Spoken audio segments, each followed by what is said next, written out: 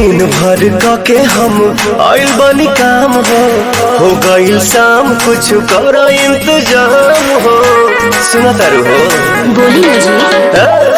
दिन भर के हम आइल बनी काम हो गईल शाम कुछ कर इंतजाम हो। दही में दम रही तबे लड़ी गाड़ी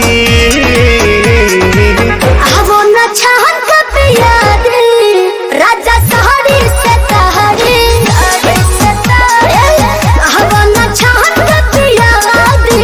राजा सहरी से